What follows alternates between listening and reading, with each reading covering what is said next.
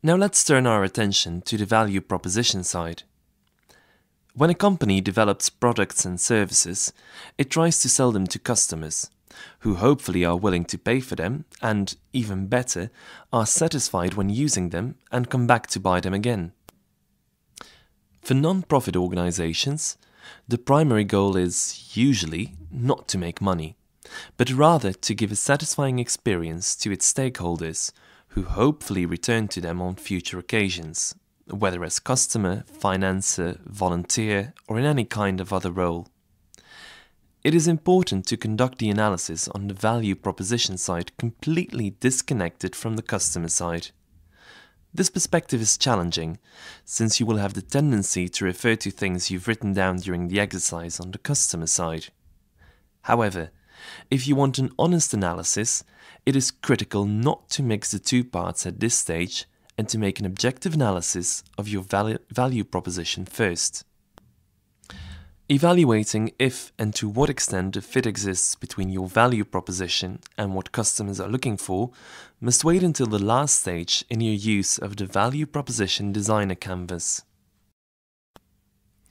An organization's value proposition is what it has to offer to its customers. This can be a product, a service, an experience, etc.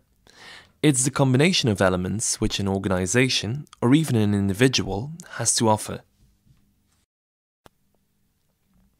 The question you should ask yourself then is what products and services could you offer that help your customer get a functional, social, emotional, or basic need fulfilled? When you already have products or services in place, you can start from there and identify the needs and jobs to which these products and services are relevant.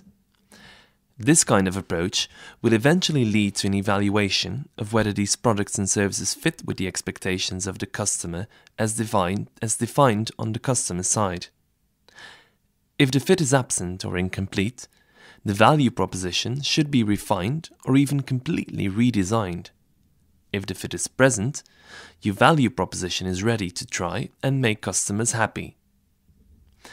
When you don't yet have any value proposition, this part of the analysis can be used at a later stage to start designing products and services that match the customer's expectations and needs as well as possible.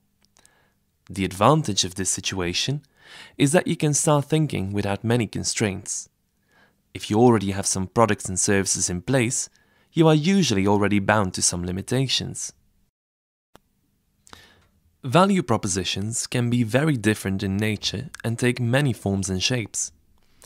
Products and services may be tangible, for example, manufactured goods, face-to-face customer service, digital virtual, for example, downloads, online recommendations, intangible, for example, copyright, quality assurance, or financial, for example, investment funds, financing services. Very often, however, value propositions involve combinations of two or more of these elements. Related to defining what your value proposition will look like is gauging how important it is to your customer. Is it crucial or trivial to him or her? One aspect of this relative importance is how much evaluation a potential customer will undertake before making a final decision. Take, for example, the decision to buy a car versus the decision to buy a can of soda. The latter is usually a decision with low importance, which customers will be inclined to take quickly. However, buying a car has much deeper consequences over a longer time frame. Therefore, this decision will require more evaluation. Now let's outline how your products and services create value. First, describe how they alleviate customer pains, or at least how you think they do. How do they eliminate or reduce the negative emotions, undesired costs and situations, and risks your customer experiences or could experience before, during, and after getting the job done? Ask yourself if they produce savings, for example, in terms of time, money, or effort, make your customers feel better, for example, remove frustrations, annoyances, things that give them a headache, fix underperforming solutions, for example, new features, better performance, better quality, Put an end to difficulties and challenges your customers encounter. For example, make things easier, help them get done, eliminate resistance. Wipe out negative social consequences your customers suffer from or fear. For example, loss of face, power, trust, or status. Eliminate risks your customers fear. For example, financial, social, or technical risks, or what could go awfully wrong. Help your customers sleep better at night. For example, by helping them with big issues, diminishing concerns, eliminating worries. Limit or eradicate common mistakes your customers make. And get rid of barriers that are stopping your customer from adopting solutions. For example, by reducing or eliminating upfront investment costs, by flattening the learning curve, by reducing resistance to change. The third part of the value proposition side relates to gain creators. Describe how your products and services create customer gains. How do they create benefits which your customer expects, desires, or would be agreeably surprised by? These benefits could include functional utility, social gains, positive emotions, and cost savings. Ask yourself if they create savings that make your customer happy, for example in terms of time, money, and effort. Produce outcomes your customer expects or that go beyond their expectations. For example, better quality level, more of something, less of something. Copy or outperform current solutions that please your customer. For example, regarding specific features, performance, quality.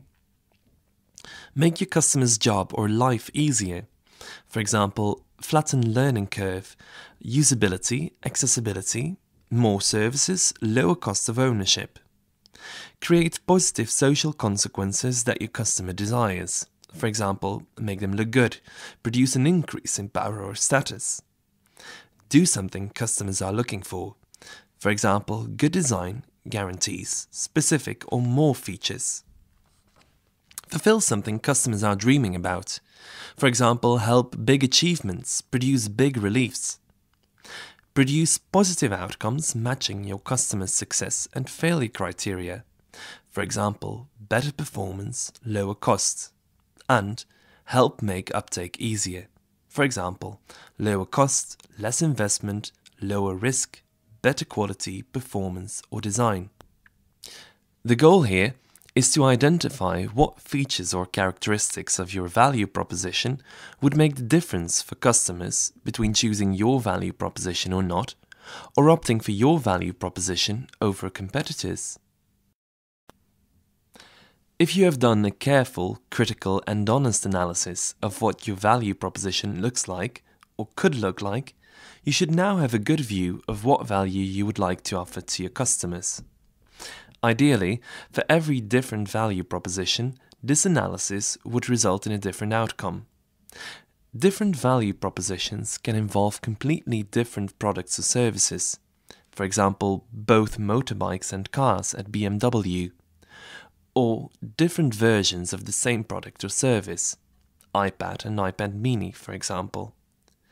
As these different value propositions may appeal to different customers or customer segments, the exercise should ideally be undertaken for every individual value proposition.